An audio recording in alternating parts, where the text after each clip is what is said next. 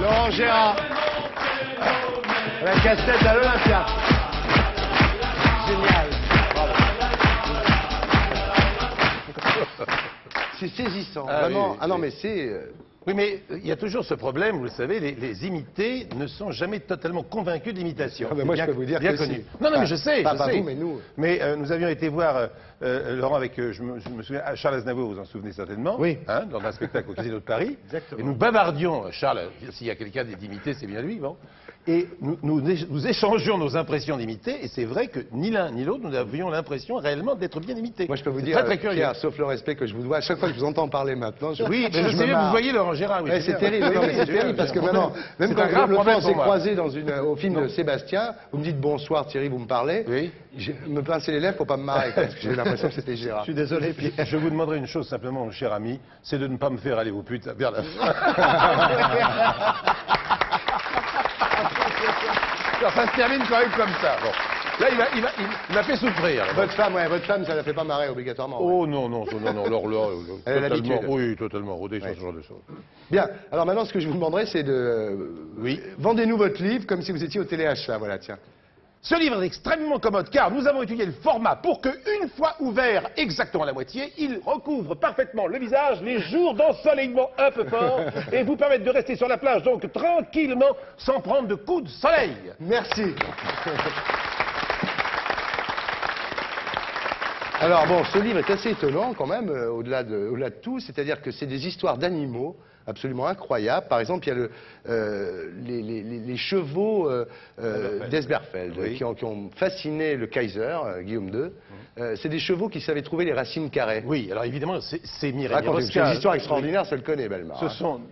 C'est un couple de chevaux, donc. Oui. Ils avaient un maître, bien, un dresseur, et avec leurs jambes et leurs sabots, ils tapaient au sol et donnaient les réponses. Donc, on leur donnait un chiffre et ils donnaient la racine carrée. Voilà. Ou même la racine cubique. Alors, bien sûr, ça paraissait totalement éblouissant et époustouflant. Mais on a fait des quantités de tests, on a essayé de piéger le dompteur et régulièrement les chevaux répondaient correctement. Donc on n'a pas connu, comme pour Mireille Mirosca qui était un numéro très célèbre de divination, Oui. on n'a pas connu le truc et comme pour Mireille Mirosca on pourrait dire que c'est fantastique si c'était vrai, c'est encore plus formidable si c'est faux. Bon. Voilà. Mais voilà. Alors et Sylvain Mirouf que vous connaissez Oui. m'a dit l'autre jour qu'il avait un document comme quoi le secret avait été pénétré et qu'il allait me l'apporter. Alors j'attends ce Ouais. document. Il y a cette histoire-là, il n'y a que des histoires absolument extraordinaires, évidemment, avec vous. Vous voyez les histoires de crimes qui sont Il y a, très il y a très le chat étonnantes. qui décroche le téléphone pour faire peur aux cambrioleurs aussi. Absolument, c'est ça, ce sont des gens qui sont assiégés par des cambrioleurs. Le chat s'est sauvé, bien entendu, et à un moment donné, forcément par hasard, mais c'est un hasard qui fait bien les choses, il décroche le téléphone. On est à l'époque où le central est relié au téléphone, c'est-à-dire les vieux téléphones d'autrefois, où on passait par un central pour avoir les communications. L'opératrice qui repère le numéro, puisqu'elle sait les numéros de téléphone quand le téléphone se décroche, dit mais qu'est-ce qui se passe? Elle appelle, elle n'entend rien, et puis d'un seul coup elle entend le chat miauler devant l'appareil, elle se dit il y a quelque chose qui ne va pas chez les Intel, elle y envoie la police, et on arrête les gangsters. Donc c'est bien le chat qui a appelé les gangsters. Non, mais Vous moi, n'avez jamais j'adore. osé imaginer une histoire comme ça. Non, non, j'adore. C'est génial ce Ouais. bouquin. Il y a les corbeaux aussi qui attaquent les êtres Oui, humains, alors comme dans le film d'Hitchcock. on s'aperçoit qu'Hitchcock n'a rien inventé, Oui. et moi personnellement je l'ai vu dans mon jardin cette histoire. J'ai un chat qui s'appelle Mickey, qui est très gros, et un jour il s'est tapé, si j'ose m'exprimer ainsi, un petit poussin de pie. Oui.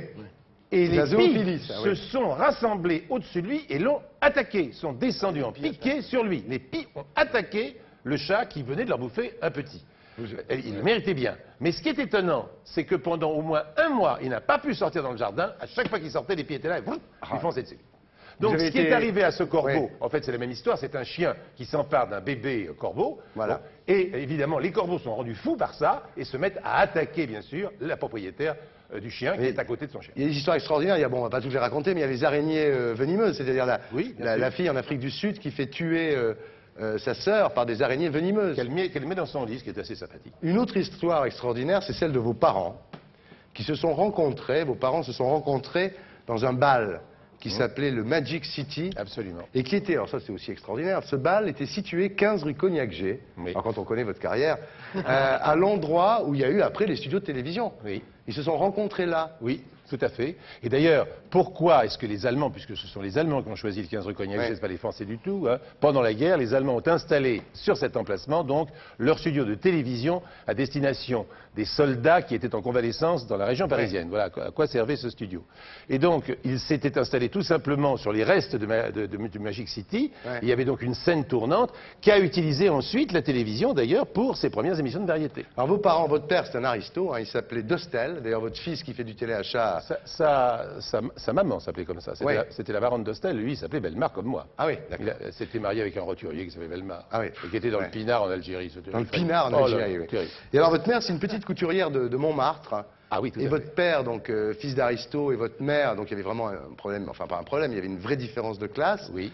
Et ils se sont aimés extraordinairement, vos parents. C'est-à-dire que même quand votre père avait des problèmes, votre père à un moment était obligé de vendre, c'était ruiné votre père, totalement, par l'emprunt russe, et il était obligé de vendre des livres en porte-à-porte, donc c'est très difficile pour lui. Il faisait déjà du téléachat, hein. Il arrivait, il sonnait, c'était déjà assez de famille.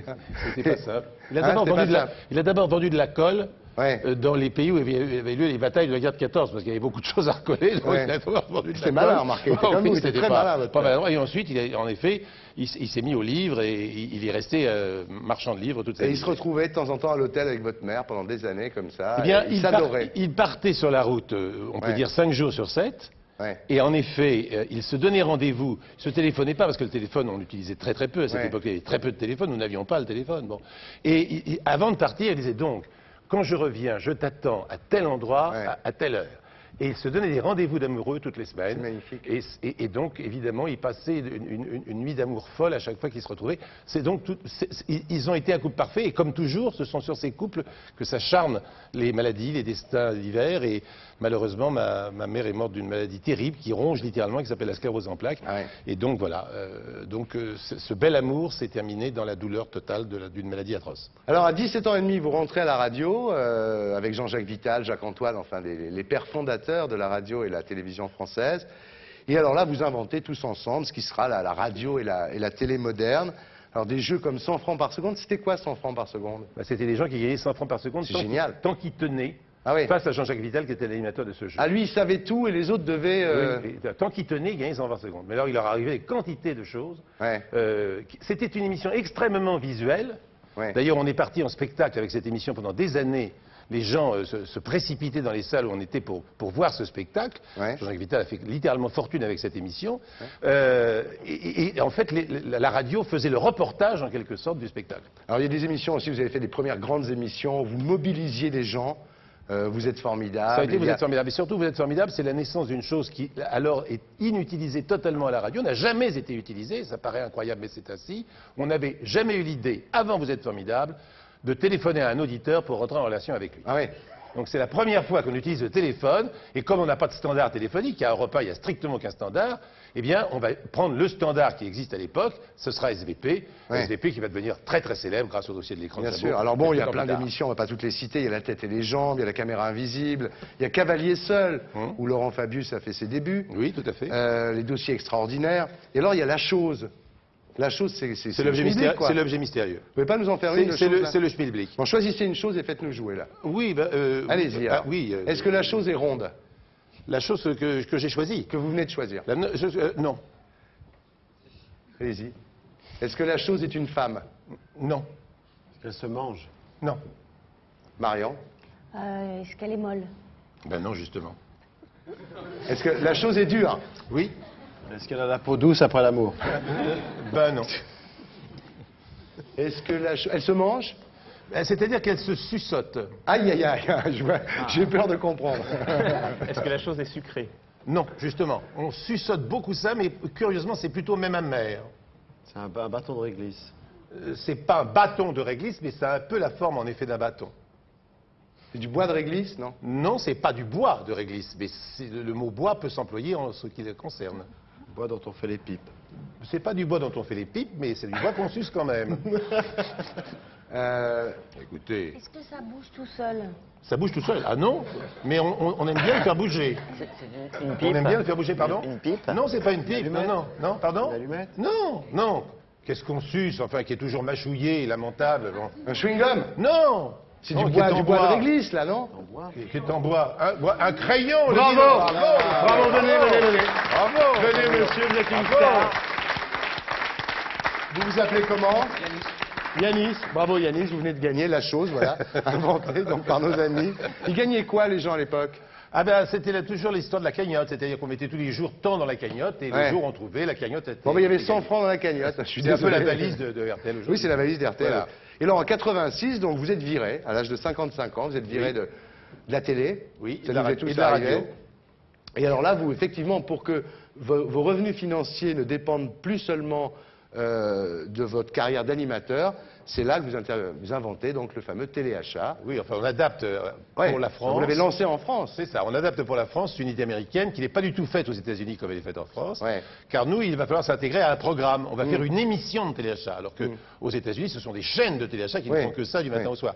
Tandis que nous allons créer un programme d'une demi-heure où on va vendre Voilà. des objets. Avec la cloche à 3 mages. Ouais, quoi. avec la cloche à 3 mages, absolument.